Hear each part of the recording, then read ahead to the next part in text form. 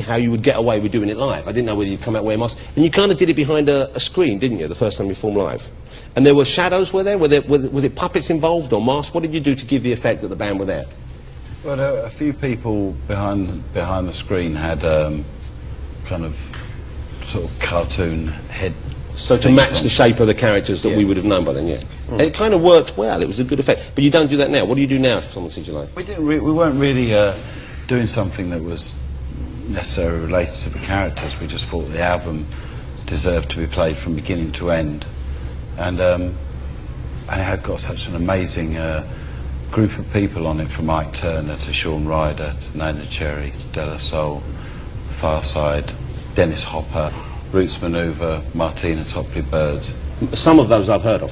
You've heard of them. But you know what I like about you, Damon, in particular, is you're so open to working with other people, and you're so open to talent out there, which is quite something. And you've been working with a lot of what we would call world musicians, people from other parts of the world who aren't just in the kind of pop or rock mainstream. It's not world music, because we're world music. Yeah, but I think we think of ourselves, when we talk about pop music, we think of it as being like America. No, we've got this very myopic idea about what music is, and I've just been really fortunate to do quite a lot of travelling and meet a lot of amazing, lovely people, and stuff has come out of that experience. I thought it was very interesting, because you were one of the first people to speak out against the, I don't know whether booking policy would be the right phrase, but the kind of approach that was taken when Live 8 was put together. Yeah, I thought it was rubbish, to be honest with you. I thought it was, the intention was obviously really good, but I think it left everyone with a really sort of empty feeling, and something like that should have been such a celebration of music, and that would have happened if they'd have had more African musicians, or just a sense of a community, as opposed to something being really cliquey. It did seem perhaps at times a little patronising, I mean, I'll be honest with you, I could have swapped Velvet Revolver for just about anyone. I could understand why they put those names, because of course what they really wanted to do was get as much exposure in the Western media as possible. And to do that, you get a band like Pink Floyd on, who are not to everyone's taste necessarily, but to reform a band like that gives you an awful lot of attention. And the other bands all had a kind of, they were chosen to attract different aspects of, a Western audience, and certainly, to get the media's attention, which I think they achieved. Yeah, which they wouldn't have achieved with African. No, but seriously, they wouldn't have done, because I know there's some great music. Yeah, but what did they actually achieve? Well, I think we started speaking, for example, about the G8, which none of us, or the majority of us, had not been aware of. I hadn't really spoken about it before. I hadn't even thought about it before. I love the idea of poverty and the debt that Africa is held under being abolished, but I never really got off my arse to do anything about it, and it made me think, well, we should. Yeah.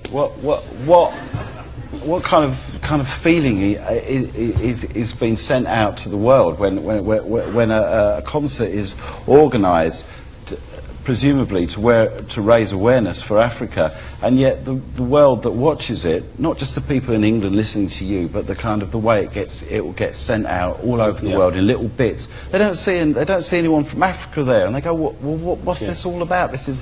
It's supposed to be about... You know what, I think you're absolutely right, and I think I regret personally not having said something on the day, which I feel I should have done, and certainly I think a lot of the people who are probably involved in the booking of it probably now feel that way as well. I think perhaps it hadn't occurred to them, Well, hopefully next year there's going to be something that in some way redresses that balance, What are they doing next year? They're not doing it on that scale again, of course. No, they're not doing it, but something might happen. Right. Can't you be a bit more specific? No, I can't. Jamie, has he let you on these secrets? I don't know what he's talking about. Now, Jamie, can I be honest with you? Okay, I'm looking at you two guys, and I'm consumed with jealousy, because you two have both succeeded in the two fields that I would have loved to have done something in, and failed miserably in both. Okay, one of the most successful, popular and talented musical performers in the country, and you one of our best comic book artists. Do you draw comic books? I do draw comic books. Really? Not very good ones. Not so much anymore, but I used to. Are you familiar with Dr. Death and his sidekick, Spunky the Monkey? Seriously, I've got 3 pages I'd like to show you. Right? He was a skeleton with sunglasses on. He lived in a little town and he had a monkey floating, and there was another sidekick who was a small robot, but he was mainly round because I found it easier to draw. He's good, isn't he? Is it? I know you don't really draw comic books as such anymore. No. It's not your main source. Do you do them at all anymore? I haven't drawn a comic book in a while.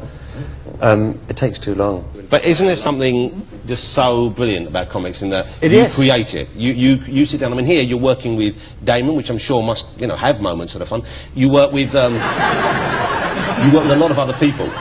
Comic books, you're in charge. Yeah, but it's a lonely career.